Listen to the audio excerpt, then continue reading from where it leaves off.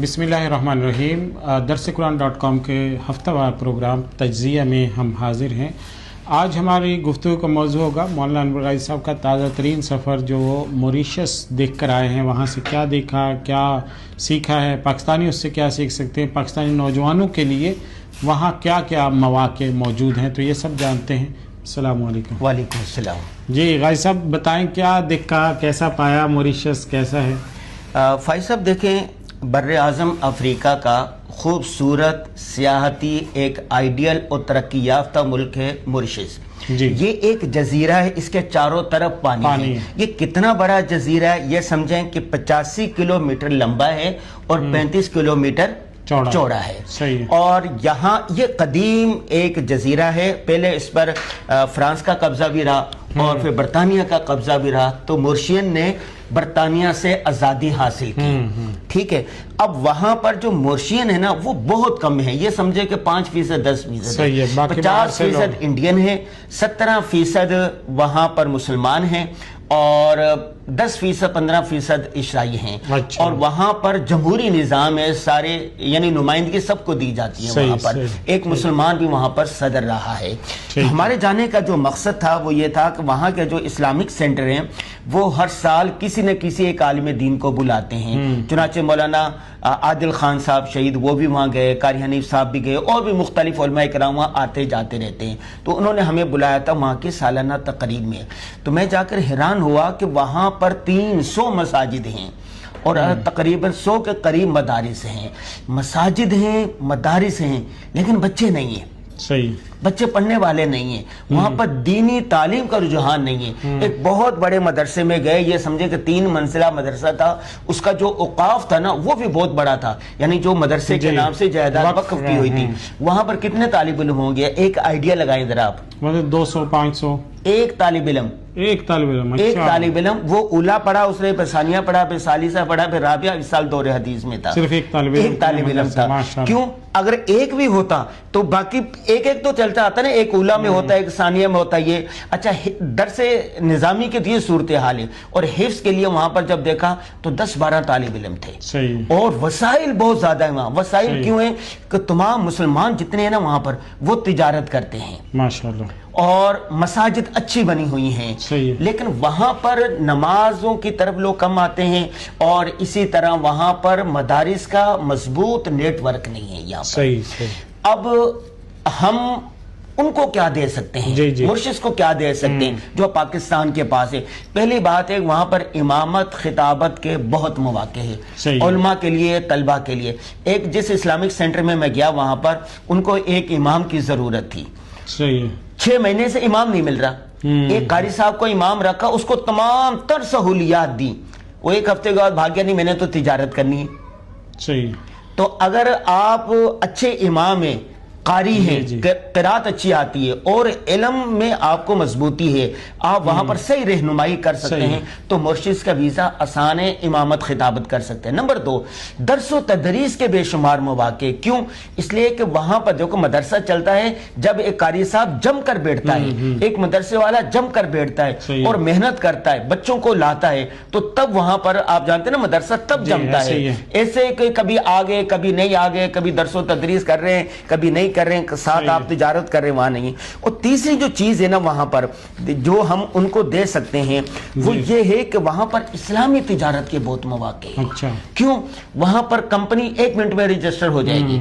वहां पर आप सूद लें तो ठीक, ना लें तो बगैर सूद के भी आपको कर्ज मिलता है। और वहां पर अमन है, सुकून है, इत्मीनान है, धोखा नहीं है, फ्रॉड नहीं है, 2 नंबर नहीं है। हमारे एक दोस्त है, बल्कि वो पाकिस्तान के पढ़े हुए हैं यहाँ पर जामिया फारूक क्या कि उन्होंने जैसे शान मसाला है ना पाकिस्तान में, इस तरह वहां पर हशनूर के नाम से एक मसाले की कंपनी शुरू की। वो चंद ही सालों के अंदर वहां का सबसे बड़ा मसाला फराहम करने वाले कंपनी है। किसी किस्म की मुश्किलात नहीं है कि अगर कोई तिजारत करना चाहता है और सही तरीके से करना चाहता है, फ्रॉड, धोखा, 2 नंबर, उसके लिए मौके।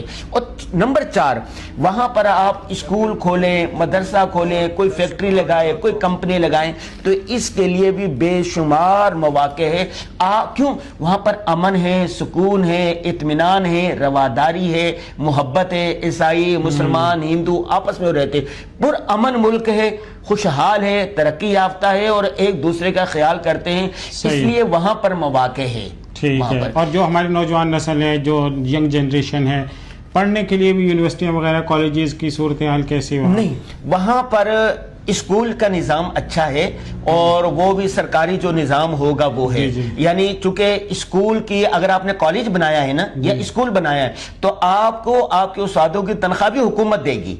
جب سب کچھ حکومت دے گی تو نظام بھی حکومت کا ہی چلے گا، تو وہاں اعلیٰ تعلیم کے لیے لوگ پھر دوسرے ممالک میں جاتے ہیں۔ میں کہتا ہوں کہ جو دینی طبقہ نا، تبلیغی جماعت دعوت کا کام کرنے کے لیے ایک اچھا میدان ہے، کیوں؟ وہاں رواداری ہے۔ آپ کسی ہندو کے گھر چلے جائیں، دروازہ کھڑے، ان کو دعوت دے سکتے ہیں، عیسائی کو دعوت دے سکتے، دوسروں کو دعوت۔ دینی طبقے کے لیے بہت مواقع ہے۔ نمبر 2، جو کاروبار کرنے والے ہیں نا، ان کے لیے مواقع ہیں۔ اچھا، ہم وہاں سے کیا سیکھ سکتے ہیں؟ آپ جانتے ہیں ہم جہاں جاتے ہیں تو وہاں پر اسکول کالج میں جاتے ہیں، مساجد میں جاتے ہیں، سیر گاہوں میں جاتے ہیں، سرکاری اداروں میں جاتے ہیں، سفارت خانوں میں جاتے ہیں، تو وہاں سے فائز صاحب ہم نا 5 باتیں سیکھ سکتے ہیں جو ہمارے سیکھنے کی۔ نمبر 1، رواداری اور بھائی چارہ وہاں کمال کا ہے۔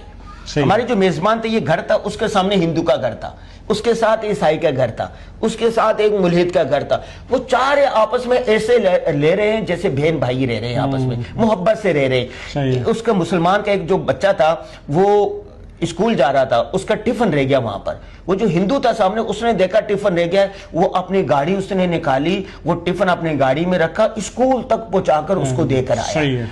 ایک بات یہ ہے کہ رواداری، محبت، ان میں شدت نہیں ہے کسی میں بھی، کہ وہ کہتے ہیں کہ ہم بھی جی رہے ہیں، تم بھی جیو۔ اچھا، دوسری جو بات ہے نا، وہاں پر وہ محنتی قوم بہت ہے۔ فجر کی اذان ہوتی ہے نا، مسلمان بھی اٹھ جاتے ہیں، ہندو بھی فجر کی اذان کے وقت اٹھتے ہیں، اور عیسائی بھی صبح سویرے سارے اٹھ جاتے ہیں اور پھر اپنا جو کام ہے، اور مغرب ہوتے ہی نا ساری دکانیں بند ہو جاتی ہیں، مغرب کے بعد کھانا کھاتے، عشاء کے بعد اندھیرا ہو جاتا ہے وہاں پر، یعنی محنت لوگ بہت کرتے ہیں۔ جو تیسری چیز ہے نا، وہ صفائی ستھرائی کمال کی ہے۔ ہم یہ کہتے ہیں نا کہ گٹر لائن صاف کرنا بھی حکومت کے ذمہ، ہر چیز حکومت کے ذمہ ڈال دیتے، وہاں پر ہر آدمی، ہر شہری اپنی ذمہ داری کا احساس کرتا ہے۔ مثال کے طور پر ہم گاڑی میں گھومنے کے لیے گئے تو کیلے تھے وہاں پر، کیلے 12-13 قسم کے، کھٹے میٹھے کیلے بھی ہیں۔ ایک بچے نے کیلا کھایا، اب اس کا جو چھلکا تھا کہاں پھینکنا تھا؟ گاڑی میں، کہہ رہے نہیں، اس نے جیب کے اندر شاپر رکھا ہوا تھا، تو اس کے اندر وہ کیلے کا شاپر ڈالا، ٹافی کا ریپر ڈالا، اور جہاں اترا وہاں دیکھا کہ ڈسٹ بین کہاں ہے، وہاں پر اس کو لگا۔ یعنی صفائی کا اہتمام ہر آدمی کر سکتا۔ ہم یہاں دیکھو دین اسلام نے صفائی کے کتنا حکم دیا نا، ہم یہ چاہتے ہیں کہ ہمارے گھر کی صفائی بھی، حتیٰ کہ ہمارے منہ کی صفائی بھی حکومت کرے، یعنی ہر آدمی اپنی ذمہ داری کا احساس نہیں کرتا۔ اچھا، جو چوتھی چیز ہے نا، وہ میں نے یہ دیکھی کہ معاف کرنا وہاں بہت ہے۔ اگر 2 آدمی کی لڑائی ہوئی نا، جیسے بچے ہوتے نا، تھوڑی دیر کے بعد بڑے بھی معاف کرتے ہیں، یار چھوڑو، یار چھوڑو، آگے چلو آگے چلو۔ گاڑیاں ٹکرا گئی نا، نقصان ہو گیا، بات کہیں طے ہوگی، ٹھیک ہے، ورنہ ایک دوسرے کو معاف کرنے کا دیکھو دین اسلام نے حکم دیا ہے، لیکن عملی طور پر وہ قوم ہم سے بہت آگے۔ تو ہم، آپ دیکھتے ہیں نا کہ بھائیوں بہنوں میں، خاندان میں، دفتروں میں کوئی لڑائی ہو جائے تو ہم نے دل میں کینہ لیے بیٹھے رہتے ہیں۔ کئی کو وہ معاف کرنے کا بہت زیادہ ہے کہ معاف کرو، آگے بڑھو۔ وہ جو 5ویں چیز ہے نا آخری، وہ ہے کہ وہاں پر ڈسپلن اور نظم و ضبط کمال کا ہے۔ اس کی میں ایک مثال دیتا ہوں، پورے ملک میں چوک چوراہوں پر اشارات نہیں ہیں۔ اب جیسے چاروں طرف سے گاڑیاں آ رہی ہیں نا، یوں جانا ہے نا گاڑیوں نے، جو پہلے آئے گی وہ پہلے جائے گی، باقی رکے گی۔ اچھا، اگر لائن رکی، اشارات نہیں ہے، یعنی نظم و ضبط اور ڈسپلن کمال کا ہے۔ میں نے یہاں سے جس ایئر لائن میں سفر کیا تھا نا، 11:55 پہ اس نے اترنا تھا وہاں، ٹھیک 11:55 ہی تھے، 1 منٹ کا۔ میرے اسکول میں انہوں نے مجھے دعوت دی، ہم نے کہا جی اتنے بجے آ جائیں گے، ہم 4 منٹ لیٹ ہو گئے، لیکن وہ جو ٹائم ہم نے دیا تھا نا، اس وقت اسے ہمارے استقبال کے لیے وہ اسکول کے باہر کھڑے تھے۔ یعنی ٹائم کی پابندی ہے، نظم و ضبط ہے، صفائی ستھرائی ہے۔ تو کچھ چیزیں دیکھیں نا، کہتے ہیں نا خذ ما صفا و دع ما قد، جو اچھی چیز ہے وہ لے لیں، وہ ان سے لینے۔ اور حکمت کی بات تو مومن کے گمشدہ پتہ ہے نا، تو کچھ باتیں ہم وہاں سے لے سکتے ہیں اور کچھ باتیں ہم ان کو دے سکتے ہیں۔ بہت اچھا، ماشاءاللہ، بہت اچھا آپ نے بریف کیا۔ تو نوجوانوں کے لیے، ائمہ کے لیے، علماء کے لیے، دینی حلقوں کے لیے بھی بہت سے مواقع ہیں، پاکستانیوں کے لیے بھی جو تجارت کرنا چاہتا کوئی بھی، پاکستانیوں کے لیے بھی دروازے کھلے ہوئے ہیں، بڑی آسانی سے ویزا بھی لگ جاتا ہے. ہاں ٹھیک ہے. اللہ تعالیٰ سے دعا ہے کہ اللہ تعالیٰ ہمیں دوسروں سے سیکھنے کی توفیق عطا فرمائے، جو چیزیں ہمارے پاس ہیں وہ دوسروں کو سکھانے کی توفیق عطا فرمائے. وآخر دعوانا ان الحمدللہ رب العالمین. سوشل میڈیا پر سب سے قدیم اور سب سے ریلائبل برانڈ درسقرآن.com